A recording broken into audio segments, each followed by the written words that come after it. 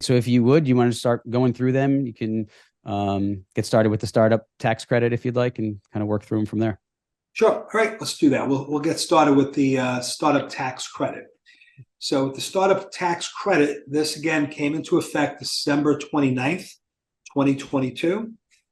And basically, this applies to both qualified plans, both defined benefit and defined contribution.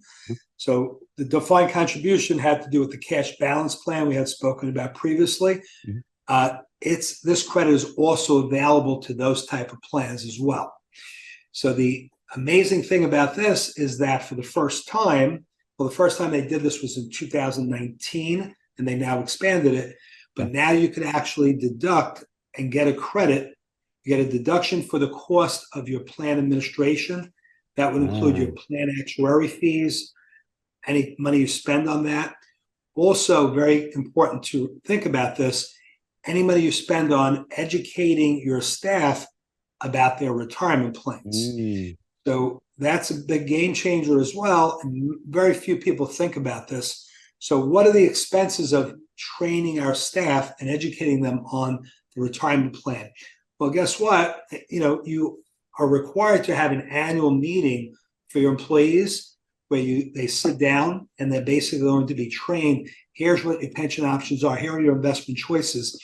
If you allocate half a day to do that, to train your staff, even if you're not paying your financial advisor to come in and train them, you're still paying your employees. So the time you spend paying them, that is part of the startup tax expense, because the administrative and educational related expenses.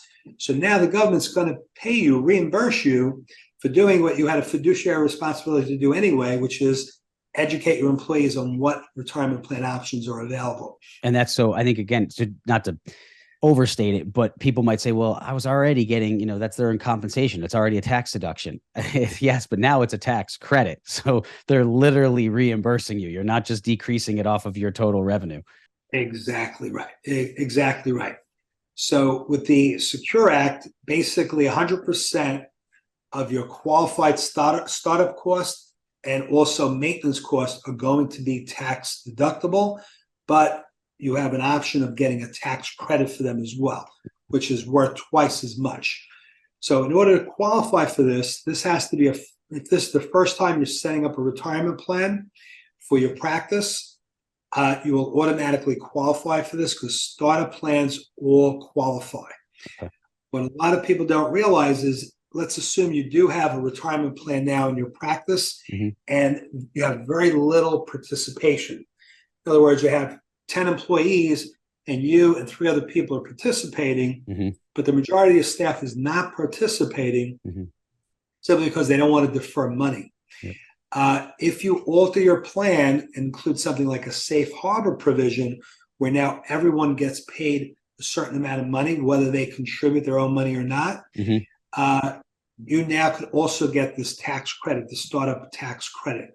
So that would be like saying you're going to contribute 4% on behalf of everybody, or 3%, and then, of X amount, and then 0.5%, kind of how those ratios work. But you make that decision for the practice to make that contribution. So now everybody's technically contributing. Is that what you mean by the safe harbor? Exactly. So safe harbor provision basically says that you, as the employer, for all qualified employees, you're going to contribute some money for them. That's part of the benefits that you're paying them, which is critically important that you do that as an employer. A lot of employees don't want to do it, but after you hear this presentation, you're going to want to do it. So number one, why would you want to contribute to the employee's future? Well, the reason is it's another benefit you're giving them.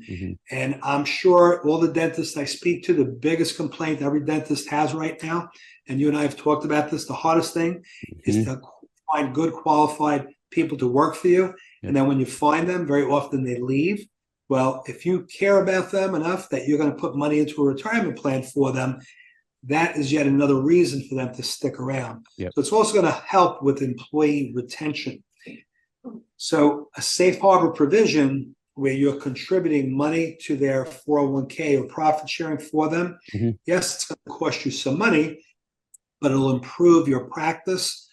and because it's going to allow you hopefully to retain your quality employees. And then in addition to that, you're going to get these special tax credits. So very, very valuable tool we're talking about.